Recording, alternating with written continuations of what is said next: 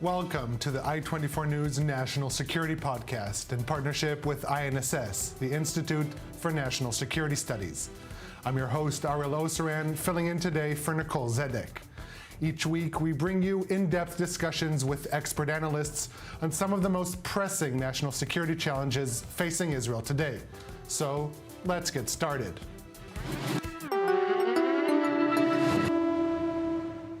The prospect of normalization between Israel and Saudi Arabia has the potential to become one of the most significant geopolitical developments in the Middle East in recent history.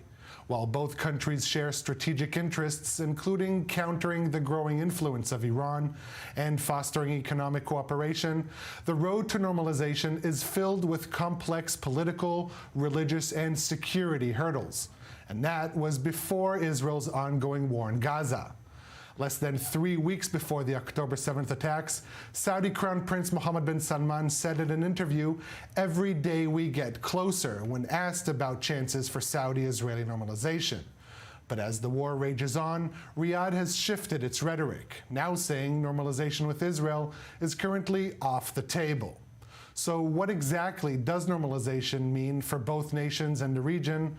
What are the challenges that are impeding such a historic agreement? And will incoming U.S. President Donald Trump succeed where Biden did not? To answer all these questions and more, we welcome Dr. Yoel Guzansky, senior researcher at the Institute for National Security Studies, who's also a research fellow at the Middle East Institute and a former official on Israel's National Security Council. Dr. Yoel Guzansky, thank you for joining us. Before we dive into the issue of normalization and potential relations between Saudi Arabia and Israel, give us a brief overview of Saudi Arabia's regional priorities in the current strategic landscape. Well, it's all connected. It's true that if you'll ask Mohammed bin Salman today, if he'll be honest with you in a closed room, he would say that he doesn't want normalization with Israel. Normalization with Israel just means trouble for him, especially in public opinion. Public opinion shifted negatively against Israel, even in the Gulf, even in those countries that in the past, before the war, the public opinion there was much more welcoming normalization if you compare that, for example, to Egypt and Jordan. Having said that, normalization can bring many benefits to the Saudis, and Mohammed bin Salman understands that. Mohammed bin Salman, the kingdom is in a transition time right now. He needs his two main goals for Mohammed bin Salman, or three, all connected.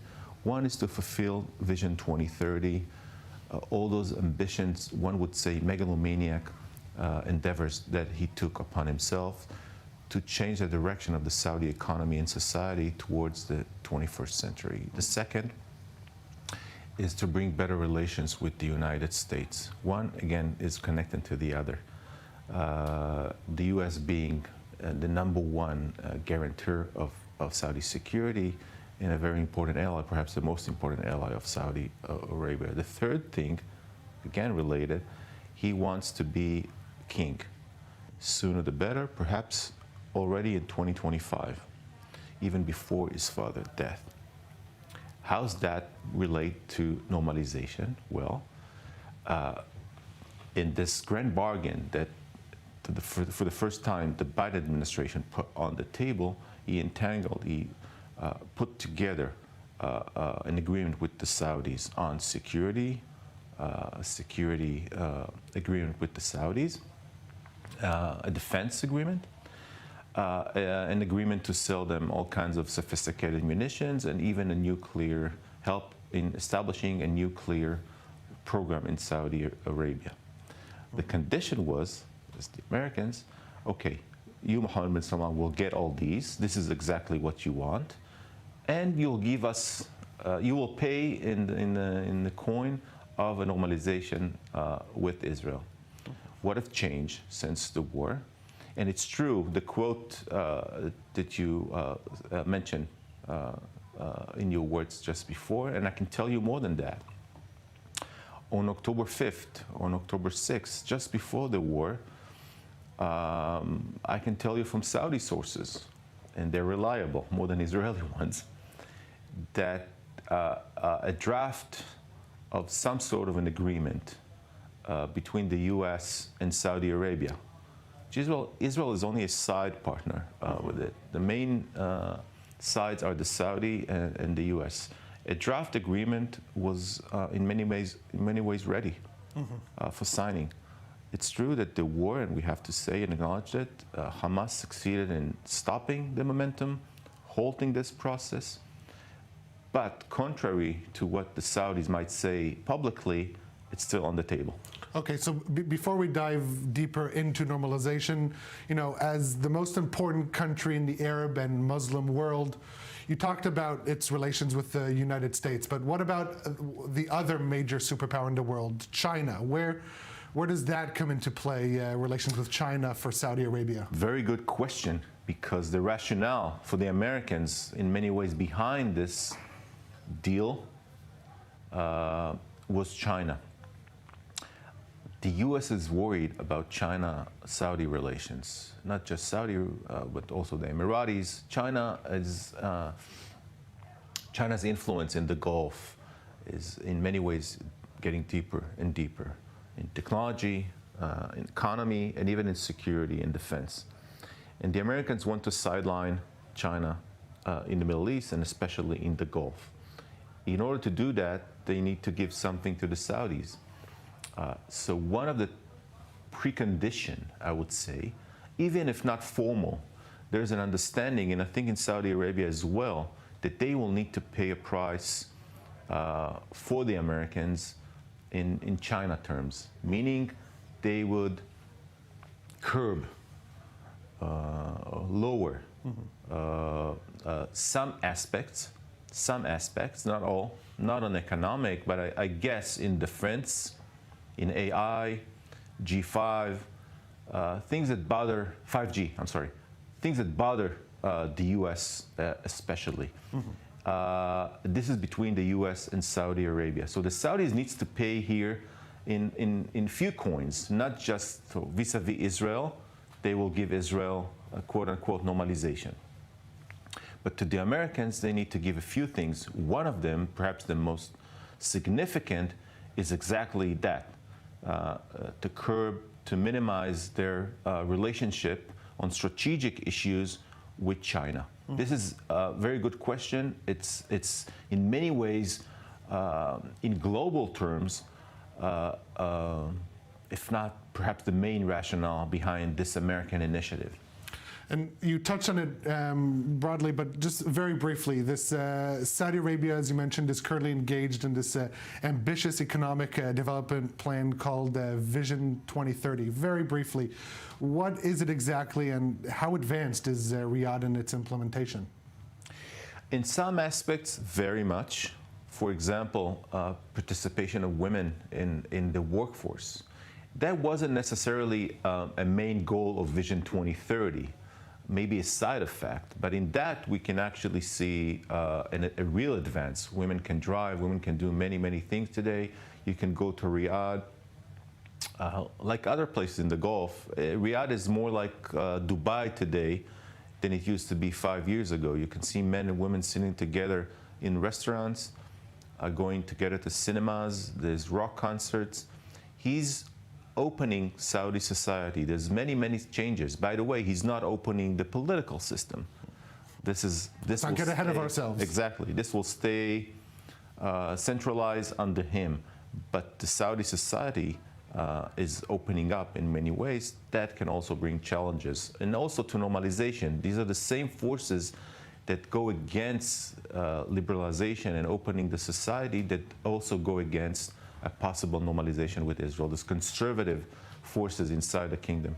So let's really dive into the topic at hand, the prospect of Saudi Arabia and Israel normalizing relations and establishing formal diplomatic ties. What do the Saudis have to gain from such a dramatic shift beyond just better ties and relations with the United States and the payoff that you described earlier? It's mainly the U.S. One would have to say, as it is, the Saudis, if they can get their own way, will not sign a normalization agreement with Israel, and especially now, after a year and a half of war, where Israel is toxic in the region, in the Arab Street, and also in the Gulf. And this is a new phenomenon because the Gulf was relatively different than other Arab countries in the sentiment against Israel. Yeah, with Arab TV showing daily images of death and destruction in Gaza, it's hard to establish official ties with such a country. Absolutely.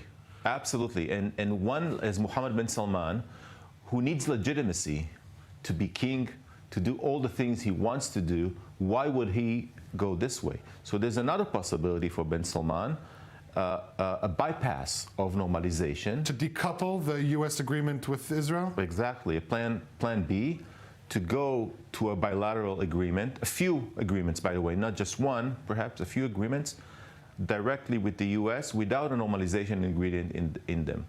A nuclear agreement, perhaps a security or defense agreement, and weapons sales. At least 3 agreements, or perhaps more, without any Israeli participation in this.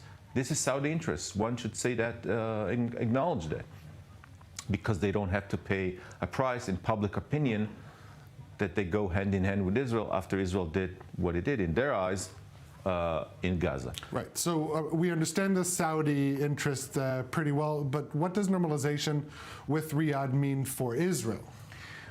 Before answering that, I want to emphasize again that normalization with Israel is perhaps a tool. It's not an object. It's not the goal. It's a tool to get from the U.S. what the kingdom cannot get otherwise from the U.S. because the U.S. precondition, because this is one package that deals with the U.S., China, normalization, everything in one package. The Trump administration might change course and wrap it differently, but so far this is the package and it's still on the table. What it means for Israel? It's a game changer in many, many ways. Look, there's Saudi-Israeli cooperation, a tacit one, for many, many years. But for that to go and be public, Israel should do certain things, certain preconditions. We can talk about it later. But the meaning for Israel is potentially, and I emphasize potentially, not less than a game changer in the region.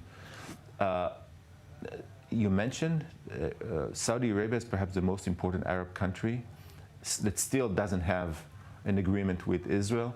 It's the biggest economy in the Middle East, part of the G20. Perhaps it wants to be part of the G8 in the future, custodian of 2 holy places. It's not just an Arab country, it's a leading Muslim country. So if you sign an agreement with the Saudis, the belief, perhaps the hope of the Israelis, that will give a kosher stamp.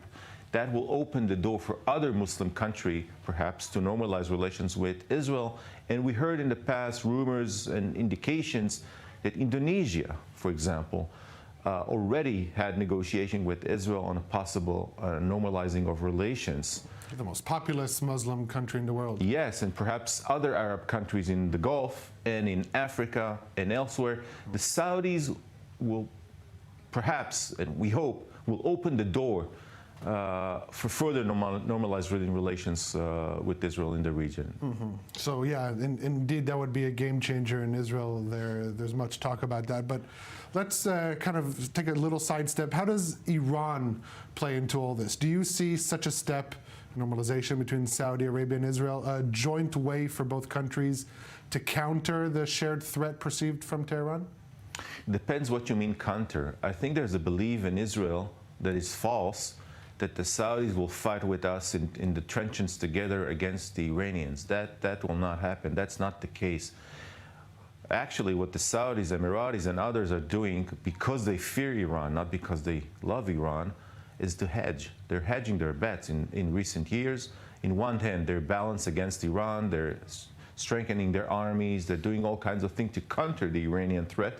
On the other hand, to counter the Iranian threat, they also talk to Iran, try to minimize the tension in the Gulf 2 years ago, they reestablished the diplomatic relations. Under Chinese auspices. Under Chinese auspices, that's true. That's true. This is part of, by the way, this is triggered, I believe, this U.S. normalization initiative. When the U.S. saw that China is getting more and more involved, they pressed ahead with this initiative that will bring them back, quote unquote, to the Middle East. So there's many benefits to the U.S. as well in this initiative, but the belief in Israel that yes, the Saudis will fight with us against the Iranians is false. The best that they will do, they can do all kinds of things economically, of course. Iran is still a problem for them. The number one external threat to Saudi Arabia is Iran, but it doesn't mean that they will adopt the same strategy that Israel adopt. They have different ways to cope with this threat, but defensively they can do all kinds of things when Israel, and we saw a demonstration for that in April when the Iranians attacked Israel. And I can tell you for a fact that the Saudis intercepted a few missiles that were headed towards Israel. Very hush-hush that wasn't made publicly. Look, we talked about what normalization would mean for both sides. Let's talk about some of the obstacles. Look, besides their wish to inflict maximum brutality and dehumanize Israelis, one of the stated goals of Hamas in their October 7th attacks was to derail normalization efforts between Jerusalem and Riyadh. And if we look at all of their objectives, this is perhaps the only one they managed to succeed in. So if we look at where things stand now, where are we on this path to normalization? It's a very good question. I think the challenges or the hurdle or the steps forward portrayed by the Saudis themselves. Let's listen to what they said. First of all, a ceasefire, a permanent ceasefire, the end of hostilities. They want to see the end of the war so they can resume the negotiation, the process of normalization. Remember, it brings them a lot of benefits. Not Israeli benefits, as we tend to think from time to time, oh, Israeli technology. They have all that from the Americans, from others. They not necessarily, we can do many things with the Saudis, but it's not necessarily the main issue for them. The main issue, again, is the U.S. They want a clear path to the White House. They want a clear path to the White House, stronger relations with the U.S. It has a lot of meaning for Saudi stability in bin Salman success. So so they need a ceasefire. We need a hostage release for that. So everything depends on hostage release, ceasefire, end of war, some sort of building of Gaza, some sort of a process that will, give some hope to the Palestinian. They can gain something more from normalization, and this is the Saudis, and they play on that card. They want to be the savior of the Palestinians. They want to show the world, bin Salman especially, wants to show the world that he brought a solution, or he advanced tremendously the Palestinian issue. So specifically on this Palestinian issue, yes. Before October 7th, the Saudi demand for normalization was, quote, a viable path towards Palestinian statehood. But since then, with, as we discussed, these daily images coming out of Gaza, the rhetoric has been hardened. And now what they say they want to see is Palestinian statehood. So which one is it? A viable path to statehood or an actual Palestinian state? It's not necessarily a big difference between the two. Even a Palestinian state now, I don't think they mean a Palestinian state, establishment of the Palestinian state, because that can take, it's not viable, it's not realistic at all. They know that. I think what they want is a viable path towards a Palestinian state, strengthening the PA, doing all kinds of things on ground that will help to establish the two-state solution. This is what they think. I think, if I can get into their shoes, they're thinking more in terms of symbolism. Mm-hmm. They want to be shown as the ones that brought this into fulfillment. That he gave birth, that Mohammed bin Salman gave birth to a Palestinian state. This is how he wants this to portray, to be remembered. This is the image that he needs. He needs this for legitimacy inside, because when he signed normalization with Israel, he needs legitimacy. How we can get that? Oh, I brought the Palestinian state. Look what I did. This is because of me. This is Mohammed bin Salman. Without that, he cannot go forward with normalization with Israel. So it'd be custodian of the two holy sites and the Palestinian people, so to speak, not necessarily Al-Aqsa, which is under the Jordanians. But really, if we dive deeper into the internal legitimacy, what would there be domestic support in Saudi Arabia for normalization with Israel? That's a good question. I think they will wrap it differently. I think it will not be a normalization, a warm one, like we have, for example, with the Emiratis. It will be slower. It will be partial. It will be cooler. It will be something else, a different creature that we got used to with the Emiratis. So we need to tell this to the Israeli public or others. Don't get your expectations too high. This is a different situation. The sensitivities of the Saudis, Saudi public, the royal house, are different because of their status in the Arab world, because of the year and a half of war. Things have changed dramatically. He and they will say that, look, we are bringing a Palestinian state. We are advancing this. And this is just a marginal price that we need to pay. But each side will wrap it differently. I'm sure in Israel, I don't know what government will be here, but the government of Israel will say, oh, we brought peace and we did that. The Americans will say, this is a new architecture for the Middle East. The Saudis will say, we brought the Palestinian state. Each side will, of course, portray differently for its own public. To the best of your knowledge, where are the talks? Are there behind-the-scenes talks between the sides? Well, the U.S. is in transition right now because the two administrations, one is leaving, the other entering. The people who handle the negotiation will be different now. I'm a bit optimistic about the Trump entering the White House, especially on normalization. I think he has really good connections with the Saudis. Former knowledge, personal relations. His first visit to the region as president was to Saudi Arabia. 2017. Let's wait and see where his first visit will be now. My guess, look, what Ben Salman really wants is a visit to the U.S. He wants to be, look, there's still an anti-Saudi sentiment in D.C., in the capital, in the media, in other places. He needs a kosher stamp. He needs his name to be clean, especially if he wants to be king. He needs the international legitimacy. He needs that to fulfill 2030 and all the thing that he wants to do inside the kingdom. He needs a better image. He needs money to flow in. He needs all that.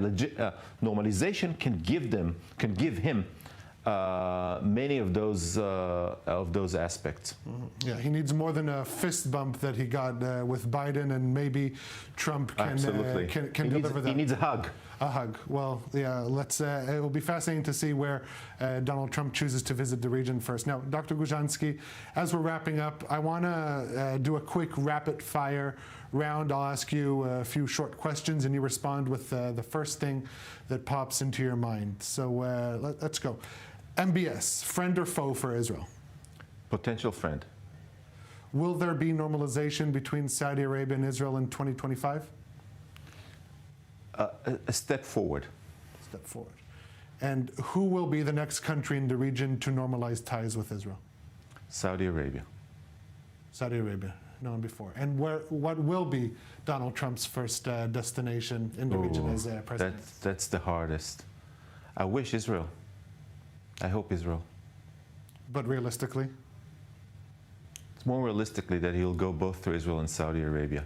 But he will do that only if he can know that he has a tangible things in hand, that he can go forward and bring something, a declaration of intent, a way forward. Not before. It will be a waste to come before. And Vision 2030, is it going to work? No, Why not? because it's too ambitious. Because even if it will partially, even only some of it will work, that's a good way forward. So where do you see Israel relations with the Gulf 5 years from now? Hopefully in a better place, hopefully with Saudi Arabia, with Oman, with other countries normalizing relations with Israel. But you know, the Middle East is something that's very hard to predict. Something can happen tomorrow morning that us analysts and even the best intelligence services failed to foresee. Fascinating stuff, and obviously we could go on and on, but unfortunately we're going to have to end things here. I want to thank you, Dr. Yoel Guzansky, for your time and interesting insight. Join us next week on the I-24 News National Security Podcast in partnership with INSS, the Institute for National Security Studies. I'm Ariel Oseran, filling in for Nicole Zedek. Thank you for listening.